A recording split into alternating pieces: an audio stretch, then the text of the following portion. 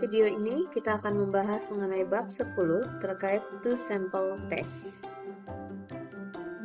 Jadi di dalam bab ini kita akan belajar bagaimana cara menggunakan pengujian hipotesis untuk membandingkan perbedaan antara 4 hal. Yang pertama adalah rata-rata dua populasi yang sifatnya independen atau rata-rata dua populasi yang terkait.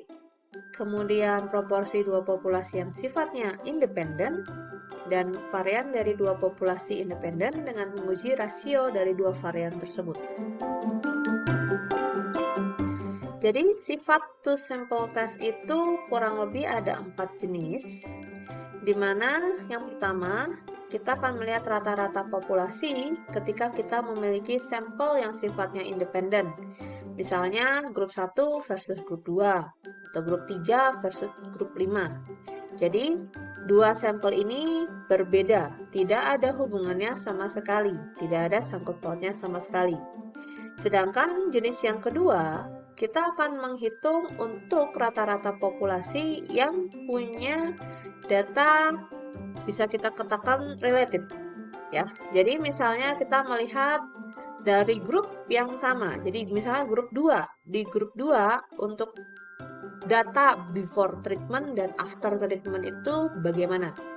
Jadi kan dia sama-sama grup 2, hanya berbeda yang before dan after ya. Relatifnya adalah karena dia di grup yang sama. Kemudian terkait population proportion, ini juga sama mirip dengan yang pertama, yaitu proporsi 1 kita bandingkan dengan proporsi 2 atau proporsi 3 kita bandingkan proporsi 5 misalnya. Nah, untuk yang variansnya juga sama, varians 1 versus 2 atau varians 3 versus 5 dan seterusnya. Nah, sekarang kita mau berbicara mengenai perbedaan antar dua rata-rata. Ya, jadi di sini yang kita tuju adalah melakukan uji hipotesis atau bentuk interval kepercayaan untuk perbedaan antar dua rata-rata proporsi. Ya, karena kita punya dua rata-rata populasinya, maka kita mengatakan ada mu1 dan mu2. Nah, untuk perbedaannya kita akan menganggap bahwa mu1 kurang mu2. Itu ada perbedaan ya, either nilainya berapa. Ya, kalau misalnya mu1 kurang mu2 sama dengan 0, berarti tidak ada perbedaan. Tapi kalau mu1 kurang mu2, either dia artinya berarti tidak sama dengan 0, berarti ada perbedaan. Nah, untuk point estimate sendiri, ya, seperti biasa kita akan melakukan pendekatan dari sampel kan. Kalau dari sampel berarti kita mengatakan adalah X bar 1 kurang X bar 2. Seperti itu. Nah, sumber datanya itu bisa tidak terkait ya dan sifatnya independen. Ya. Jadi populasi yang satu tidak akan mempengaruhi populasi yang lain. Untuk population means dengan independent sample itu ada dua jenis. Ketika kita mengatakan bahwa nilai sigma populasi 1 dan 2 itu tidak diketahui dan kita asumsikan dia sama nilainya. Jadi sigma 1 sama dengan sigma 2 atau sigma 1 tidak sama dengan sigma 2 ketika kita tidak tahu juga berapa nilai sigma 1 dan sigma 2-nya. Untuk yang pertama ini kita akan menggunakan yang namanya SP ya atau pool variant t-test. Nah, kalau yang kedua kita akan menggunakan CS1 dan S2-nya untuk mengestimasi di mana kita melakukan yang namanya separate variance test. Nah, apa bedanya? Kita akan bahas sama-sama. Sebelumnya, kita mau mengetahui dulu hipotesisnya seperti apa. Karena ini otomatis hipotesisnya akan berbeda dengan yang one sample, ya, ini kan two sample. Nah, di sini sama-sama ada yang namanya lower tail, upper tail, dan two tail. Hanya berbeda di penulisan H0 dan H1. Ya. Di sini misalnya lower ya. Lower itu tetap sama-sama ketika H1-nya dia kurang dari. Nah, H0 berarti lebih besar sama dengan. Jadi kita bisa mengatakan H0 mu1 lebih besar sama dengan mu2 atau H1-nya adalah mu1 lebih kecil dari mu2. Nah, sebenarnya ketika kita pindah ruaskan, ini kan sama aja kayak H0 adalah mu1 kurang mu2 lebih besar sama dengan 0. Dan H1-nya adalah mu1 kurang mu2 lebih kecil dari 0. Seperti itu. Begitu pula dengan yang upper tail dan yang two tail. Ya. Jadi daerah penolakan akan seperti ini. Ya, gambarnya sama. Dan two tail sekali lagi kita menggunakan yang alpha per 2. Nah, sekarang kita mau mencoba melakukan uji hipotesis untuk mu1 kurang mu2, di mana kita tidak tahu nilai sigma 1 dan sigma 2-nya, tapi kita menganggap bahwa sigma 1 itu nilainya sama dengan sigma 2. Jadi kita harus mengasumsikan beberapa hal. Pertama, sampel itu diambil secara acak dan independen. Kedua, populasi itu berdistribusi normal atau at least minimal N atau ukuran sampel dari keduanya, ya. Jadi sampel 1 30 minimal dan sampel 2 juga minimal 30. Lalu variasi populasi tidak diketahui, tapi kita asumsikan dia sama. Nah, rumus yang akan kita gunakan itu menggunakan full variance, di mana SP kuadrat ya sama dengan dalam kurung N1 kurang 1 kita kalikan dengan standar deviasi sampel satunya dikuadratin, ditambah dengan N2 kurang 1 kalikan dengan standar deviasi sampelnya dikuadratkan, dibagi dengan N1 kurang 1 ditambah N2 kurang 1.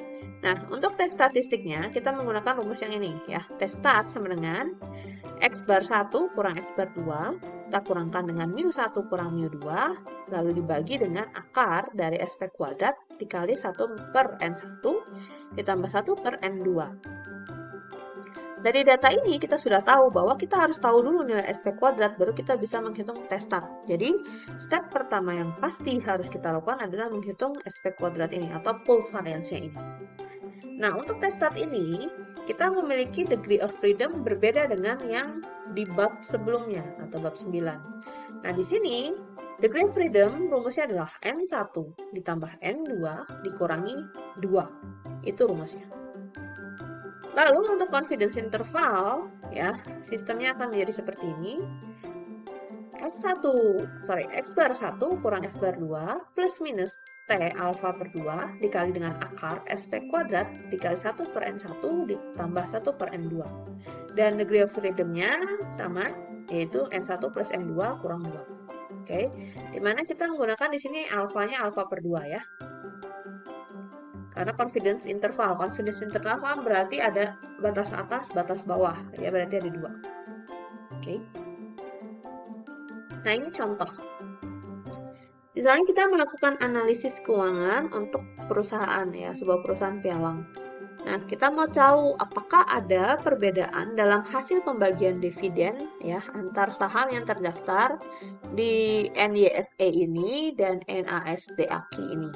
Ya, kita anggap saja ini 1 dan ini 2, anggap seperti itu. Ya. Jadi datanya kita dapat seperti ini, berapa jumlah masing-masing, berapa sampel rata-ratanya, berapa standar deviasinya. Nah, kalau kita lihat di sini ya, dia punya sampel size itu kurang dari 30, ya kan? Berarti kita harus men-stat asumsi bahwa yang pertama dan kedua itu datanya bersifat distribusi normal. Asumsinya harus terstat kalau di sini karena dia datanya kurang dari 30 kan. Seperti itu. Ya, makanya di sini di stat dengan asumsi kedua populasi kira-kira normal dengan variance yang sama. Variance itu berarti kan si standar deviasi atau si standar deviasi populasinya ya, sigma. Apakah ada perbedaan dalam hasil rata-ratanya di mana alfa sama dengan 0,05. Nah, di sini berarti kita step by stepnya sama dengan yang di chapter 9 sebenarnya. Tentukan dulu H0 kamu gitu kan. Kita mau tahu apakah ada perbedaan dalam hasil rata-rata. Berarti kita bisa mengatakan bahwa either mu1 sama dengan mu2 atau mu1 tidak sama dengan mu2 kan sebenarnya. Nah, kalian bisa tulisnya seperti ini atau mau nulisnya seperti ini silahkan. Jadi mu1 kurang mu2 sama dengan 0 untuk H0-nya atau mu1 kurang mu2 tidak sama dengan 0 untuk H1-nya. Nah, tes statistiknya kita akan menghitung tapi menghitung SP kuadrat dulu, full variance dulu ya. Jadi kita hitung N1-nya, karena kita tadi nganggap ini N1, ini X1 ya. Data 1 ini data 2. Berarti 21, kita kurangin 1, kali dengan standar deviasinya 1,3 ya, dikuadratkan. Ditambah N2, N2 berarti 25, dikurangin 1, dikali standar deviasinya dikuadratkan. Ya, 1,16 dikuadratkan. Dibagi dengan N1 ya, 21 kurang 1, ditambah N2 kurang 1, 25 kurang 1. Jadi dapat nilainya adalah 1,5021. Nilai ini yang kita masukkan untuk perhitungan test statnya. Ya. Di sini X bar 1 kurang X bar 2 ya, berarti kan di sini kita tahu ya rata-ratanya. Berarti 3,27 kurang 2,53 dikurangkan dengan, nah ini kan sebenarnya kita nggak tahu ya nilainya, mu1 kurang mu2 berapa gitu. Tapi kita udah start di H0 nih, mu1 kurang mu2 sama dengan 0. Berarti masukin aja, berarti mu1 kurang mu2 adalah 0. Lalu dibagi dengan akar dari si equivalence-nya dikali dengan 1 per N1 ditambah 1 per N2. Dapat nilainya 2,04. Oke. Nah, di sini ya, saya sudah bilang kan, langkahnya sama dengan yang di bab 9 kalian. Jadi stat H0, H1, alfanya berapa? Karena ini menggunakan t-test. Kita cek degree of freedom-nya berapa. Ya, degree of freedom-nya adalah 21 tambah 25 kurang min 2 kan. N1 plus N2 kurang 2, jadi 44. Cari di tabel Z kalian. Di sini saya tidak masukkan nilai Z tabel. Kalian bisa cek video yang di bab 9 bagaimana cara mencari stat tabelnya, ya. Dapat di sini nanti critical value kalian adalah plus minus 2,0154. Kenapa plus minus? Karena kita total. Ya, karena kita sifatnya di sini total. Alfanya berarti nanti ambilnya adalah yang alfa per 2 ya, 0,025 per masing-masing area. Di sini kita cek, ternyata kita ada di area sini, berarti kita akan tolak H0-nya ya. Jadi konklusinya apa? Ada bukti bahwa terdapat perbedaan antara yang pertama dengan yang kedua, seperti itu. Nah, ini sama dengan yang sebelumnya juga, kita bisa mengecek dari confidence intervalnya dengan menggunakan rumus yang tadi di sini ya, yang sudah di-state di sini. Oke, kita coba menghitungnya. Jadi X bar 1 kurang X bar 2, datanya ada. Plus minus dengan T alfa per 2, karena kita confidence interval ada batas atas, batas bawah. Lalu kalikan dengan akar dari SP kuadratnya, kali 1 per N1 plus 1 per N2. Dapat nilainya, rata-ratanya ya, kita kan lihat, karena kita mereject H0, ya. Apakah kita bisa yakin bahwa 95% si mu1 itu lebih besar daripada mu2? Ya kan? Kita lihat di sini nilai mu1 kurang mu2 itu adalah 0,0092 sampai 1,471. Oke.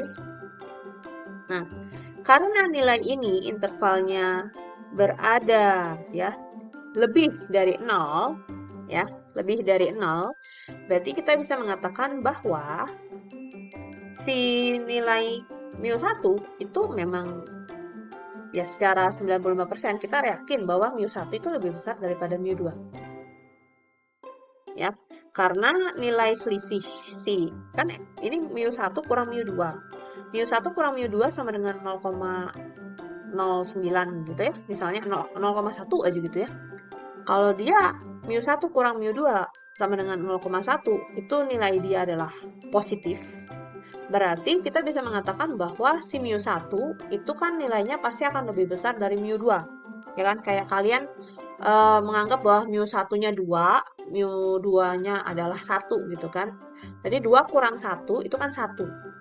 Oke.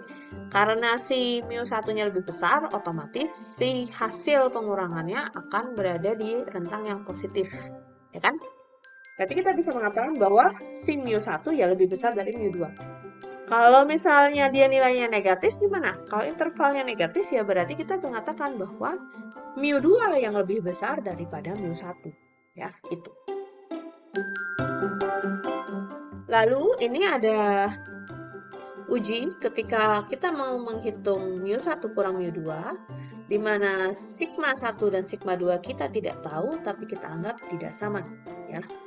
Asumsinya masih sama, sampel diambil secara acak dan independen,